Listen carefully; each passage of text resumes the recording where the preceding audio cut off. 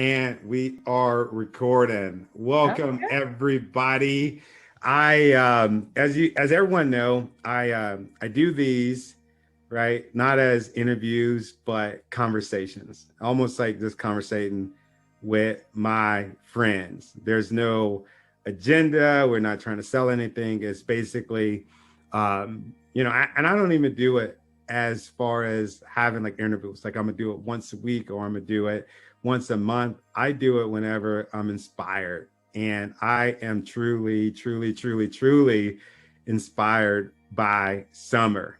She is an amazing human being. And I really wish that we would have been recording before I hit record because, I mean, she dropped some gems. We're talking about some incredible things. So, with that being said, welcome, Summer. I am so glad to be sharing this space with you. You have no idea. I've been looking forward to this. I consider you one of my good friends, even though we haven't met in person. But my wife adores you Oh, and Jen. I think you guys are amazing. I love listening to you guys. But anyway, welcome. thank you, Tony. It is a pleasure to be here. And every time we get an opportunity to talk, it's just so enlightening. It feels so good. it's like a feel good pill that I'm like, yeah, I'm ready for the day. I love that. I love that. I love that. No, I really enjoy talking to you. I think this is our, I don't know, a second conversation. This is our second Zoom. I know that, but I Yeah. know we talk quite a bit on Clubhouse, and Yes. I think that you and Jen have one of the best clubhouses out there because you all are talking about some pretty amazing stuff about love and all of that jazz, love and money and what else do you guys talk about? Life, love, and money. We just talk about it all. And there's so much that's involved in life, love, and money. It's all of it, right? And Yeah, so there's so much we can talk on all these different subjects, but we love doing it. And our chemistry, it's just Jen and I love to laugh yeah, and we love to have fun in everything that we do. So no matter what it is that we're doing, it's all about like having a good time because life is too short not to have fun in regards to what you're doing every single day. yeah. How So, how how is that? How is that? Because I that's one thing that I've been trying to practice is having fun with everything that I do, and if it's not fun, then I typically I don't do it, and I don't want anybody to listen to this and misconstrue what I'm trying to say. I'm not saying like I get it. I'm all about overcoming adversity, but I really believe in having fun and doing the things that brings you enjoyment. I don't think anybody should have to go through hell to get to heaven, right?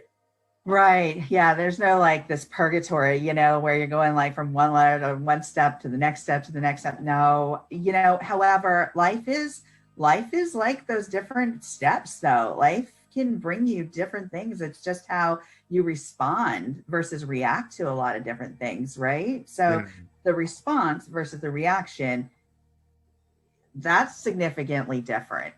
And I think that that's something that I've just as a human have learned over the years. Like, how am I going to actually, rather than being impulsive and like just, oh my gosh, and lurch on to something that because it didn't feel good or because it felt really good or because whatever, how am I going to sit back and I'm actually going to think about responding versus reacting? And so that's something that, of course, I think all of us learn over the years.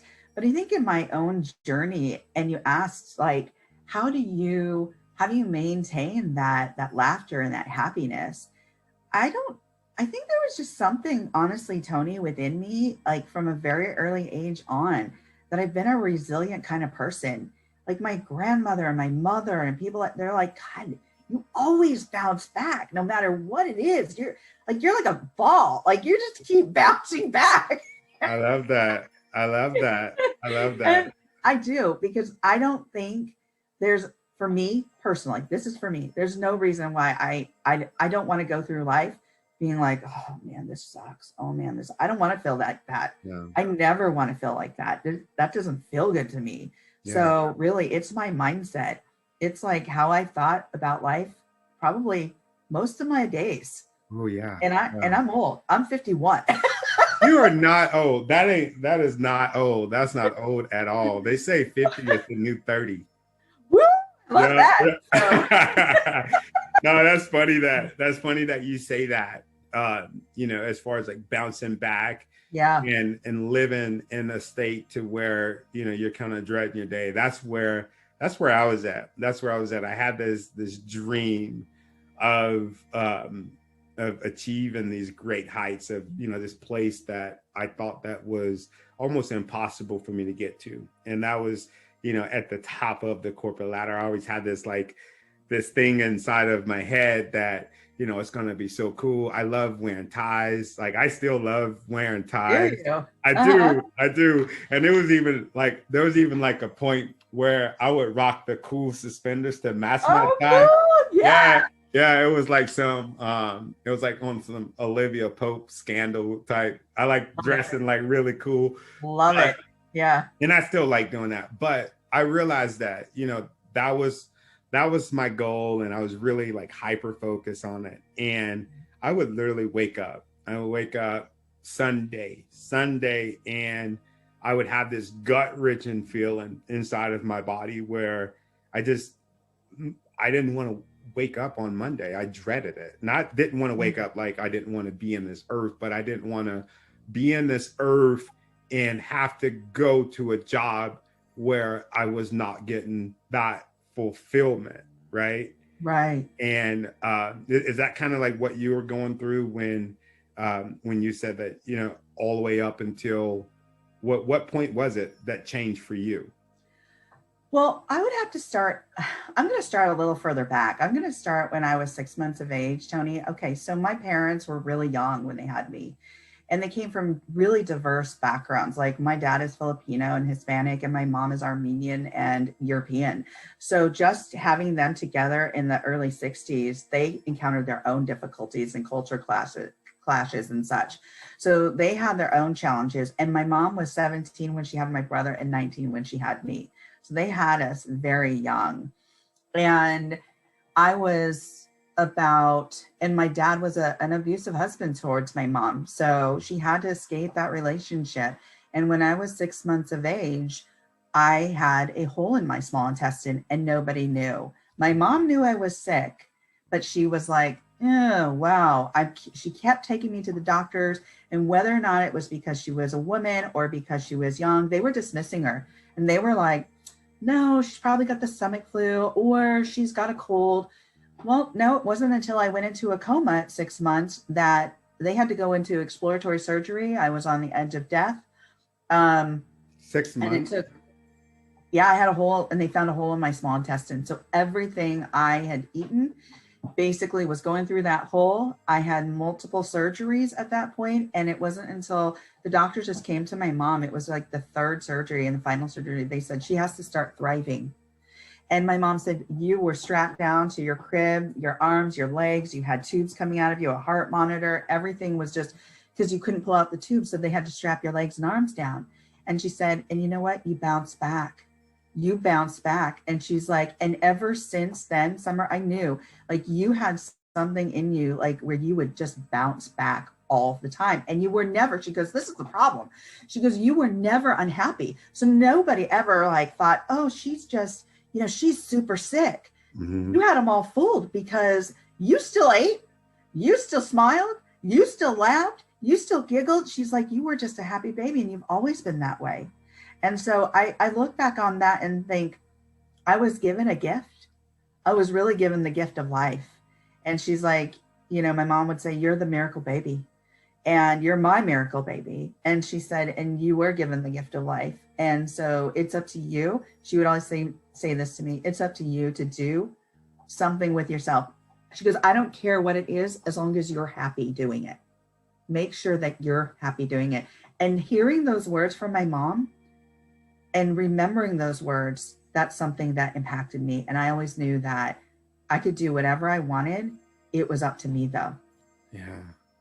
Wow. Do you ever hear that voice, like that voice in your head, like when you're embarking on something that just doesn't feel right, like that you don't feel happy? Like, do you ever hear that? Do you ever like, do Yeah. you have like some sort of mantra that keep you on Yeah. on track? I, I absolutely do. And here's the big kicker. And I tell this to everybody is your values. Go back. If you don't know what your values are, you being a Marine, right? You Yeah. go in there and they have a set of core values Right. and they want you to live by those core values. They want you to practice by those core values. They want you to create a process by those core values. Same thing with me.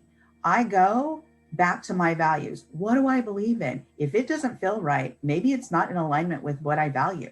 Maybe it's not in alignment with how I'm living my life and those values and beliefs that I have.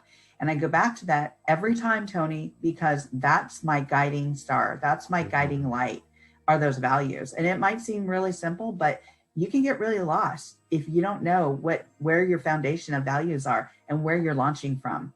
And I'm Very not good. saying you got to be this or that and the other. You figure it out. Figure out Yeah. what those values and beliefs are and Yeah. live by them. And then when you have them on a sheet, okay, I'm not trying to be pitchy here, but No, I no, do no. think It's all good. this book right here, F yeah, Get Real with Strong Language, people are like, what is that book about? Well, we take the idea of Is strong it language. F? F? It says It's fuck, right? fuck yeah, Fuck get real yeah. with strong language. I love it. Okay. I love it. Yeah, And yeah. what it's about is taking that idea of strong language, because it is a sensitive subject, taking that idea and posing that in against your own values and beliefs. What did it feel like when you used that first strong language word?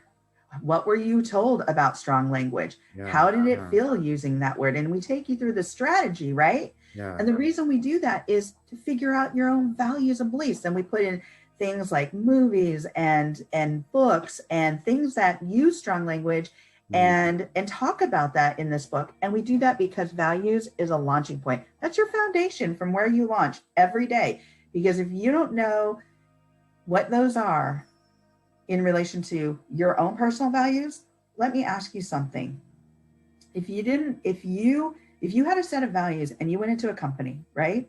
And you asked them, what are your values? What's your mission statement? And you were like, oh, that doesn't feel right to me. Why doesn't that feel right to you? yeah, Does it not align with your values? Are you going to have longevity at that job? Are you going to have longevity with the partner that you're partnered with because your values are so off? And that's why Jen and I, Jen and I, yeah, who yeah, talk yeah. with Life, Love, and Money, right? We talk about values all the time in relation to your relationships, in relation to your love, in relation to your money. Because if you're so off in regards to your value set with your partner, with your job, it probably isn't going to be a lasting relationship. I agree. I agree. That That's makes a me, big thing. yeah, that makes me think about, I was working in construction. I think, I was in construction and I was the director of safety. And what I was doing was I noticed that we were kind of like our culture was set up to where it was just all men, right? All men and a particular color of men. So I made it my duty or my goal not to just diversify my environment, but I made it to where I wanted it to be where everybody was welcome. I wanted it to really be inclusive. And I remember, and I didn't outwardly say this. I didn't say, this is what I'm going to start doing in my department. It was just one of those things that this is just how I roll. I roll like this. I'm not going to take into consideration, any or everybody else's, fears of me hiring whatever. But I will never forget, I got pulled to the side by the president of the company. And he said, "Oh, I noticed that you're hiring up there." And I go, "Yep." He said, "Who are you looking towards?" And I told him her name. And he goes, you're hiring a lady?" And then, so as soon as he said that, which is really well, I never forget how I felt. I said, this isn't going to be good. And not that Mhm. conversation, but just as far as their values and Mhm. my value. Mm-hmm. their values and my values. I Right. just knew that it was because it was the second comment that I had heard. The Mm. second comment, like, what are you doing? You know, that's just weird. And it was almost like they thought I was like hiring aliens to do this freaking job, you know? Yeah. Yeah. And so, he said, we got enough women walking around here. And that was a red flag. I should have just left, right? Mm. Yeah, Wow. yeah, he said that. So I stayed and I stuck it out and I fought that battle. And the reason that I thought about that was, values. Those should have been some questions. If I would have knew what I know now, if I would have knew that then, those would have been some questions that I would have been asking. I would have been looking at that instead of just looking at, how much money am I going to make? How big is my office? And, am I going to have, like, it's just so crazy. And I love that you say that, because those are the things that matter. Those are the things Yeah. that matter, are your core values. Nothing else matter. Have you ever been in one of those situations where he just was like, this just not for me? Oh, hell yeah. Yeah. I mean, I'm like anybody else. It wasn't easy getting that undergraduate degree, getting that, having that imposter syndrome. It wasn't easy getting that master. Well, the master degree was probably the easiest because I finally figured out what my value set was, right? Yeah, That yeah. was like, okay, I got this. Like I am so on this. So that was like this. The PhD, that's just a lot of work. That was a lot of work. But let me tell you, Sounds after the like it. PhD, and here's the thing, Tony, with me, I was a military spouse for 21 plus years, right? Yeah, yeah. And what I call myself is the unlimited potential coach, because really, I believe that everybody has unlimited potential. I really do. I've always thought that. I've started my journey working in nonprofit. So I worked out in community. I've seen a lot. But because of being that military spouse for 21 plus years, I had to get up and leave jobs, get up and leave jobs, get up and leave jobs. Mhm. Not by choice, because like you, I always thought I had this grand idea of being that tiger lady up in that big office and having tenure somewhere and blah. That Yeah, shit was yeah, not gonna happen for me because yeah, I was yeah, married to somebody in the military, yeah, right? yeah, yeah. So one of the jobs that I went to was in North Carolina, and I'm sitting there and I'm asking them questions because I go into every interview like I'm ready. I'm going to ask them questions. This is going to be my interview to interview them. That's how Mhm. I look at interviews. Even when I went in to defend my dissertation, it was my opportunity to ask my board the questions. And they Yeah. were like, well, we don't even need to ask you any questions because you're done. Like you covered it all, right? So I was Yeah. like, okay. So I go into this job and I'm sitting there and I'm asking them all these questions and what their values are, what their mission is, what they're looking for in an employee, all these, what they would be looking at in regards to my skill set that I could offer them. And they said, well, we really like that, you hold this degree and you've done this and you've done that. But I said, how many people have been in this position in a matter of 10, 5 years? Ooh, I love And they that. said, Oh my God, that's an amazing question. Yeah. right? And they said, 7 people. Hmm. And I was like, oh shit, something's not happening right here. Like this entity does not want to change. Like Yeah. they do not want to make shift. They're asking for change and they're interviewing people to bring in change, but something's not quite right here. And I should have listened to like that intuition, the hairs that went up in the back of my neck, and I didn't. Yeah. And Yeah. I didn't listen because I was that military spouse that like when you are offered a job and there are minimal jobs in the area, you got to take the Take it. job, You got to take it. right? Yeah. Yeah. Yeah. So I took the job and I think I lasted for about a year. And in that year, it was one of the most miserable experiences. I was working around the clock. I was doing my job. I was holding us up at 98% fulfillment in that hospital that I worked at in regards to like making sure every single one of those beds practically was full, doing intake assessment, teaching, modeling, doing all this stuff. But they wanted a different structure. And finally, at that point, I was like, they kept fighting change. And I said, what is it that you want? right? Because other people would come in and they want this change and they want, and so they were so fickle about it that I was like, I've had enough. Like, Yeah. that's enough. I'll go and teach at somewhere. I'll teach somewhere. And I certainly did. I got a job teaching at a university and at the junior college. And it was a great experience at the junior college and at the university. But I knew that I should have listened to that intuition, that I put myself through a year of absolute torture. And I ran 3 departments as a director. And guess what happened to me, Tony, What's during that? that time? What's that? I got really sick. Yeah. Wow. I ended up, Yeah. you know what happened? In my body, something clicked. And I went to the doctor and they said, you know what? They ran all these tests and they said, you have lupus. Oh, wow.